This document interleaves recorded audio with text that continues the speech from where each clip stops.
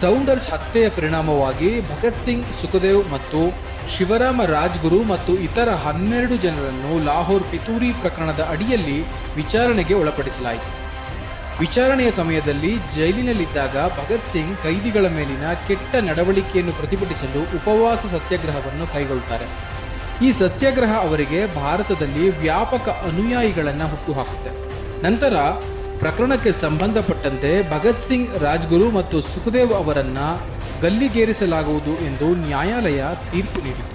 1931 March 23ರಂದು ಭಾರತದ 3 ಶ್ರೇಷ್ಠ ಕ್ರಾಂತಿಕಾರಿಗಳನ್ನು ಲಾಹೋರ್ನಲ್ಲಿ ಗಲ್ಲಿಗೇರಿಸ್ತಾರೆ. ನಂತರ ಅವರ ಶರೀರವನ್ನು ಸಮುದ್ರ ತೀರದಲ್ಲಿ ದಹನ ಮಾಡಲಾಗಿದೆ.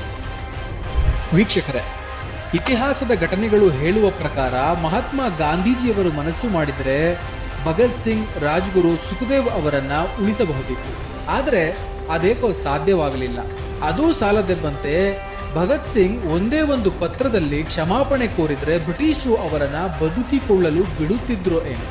ಆದರೆ ಮೈಯಲ್ಲಿ ಬರೀ ರಕ್ತ ಹರಿಯದೆ ಬರೀ ದೇಶ ಪ್ರೇಮವೇ ಹರಿಯುತ್ತಿದ್ದ ಅವರಿಗೆ ಸಾವಿನ ಬಗ್ಗೆ ಕಿಂಚಿತ್ತು ಭಯ ಇರಲಿಲ್ಲ. ಸಾವು ನಮ್ಮ 3 ಜನಕ್ಕೆ ಸಂಬಂಧಪಟ್ಟಿದ್ದು.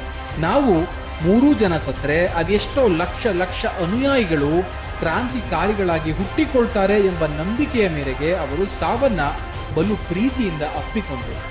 ಅಲ್ಲಿಂದ ಭಾರತದಲ್ಲಿ ಕ್ರಾಂತಿಕಾರಿಗಳ ಯುಗವೇ ಹುಟ್ಟಿಕೊಂಡಿತ್ತು ಎಂದರೆ ತಪ್ಪಿಲ್ಲ.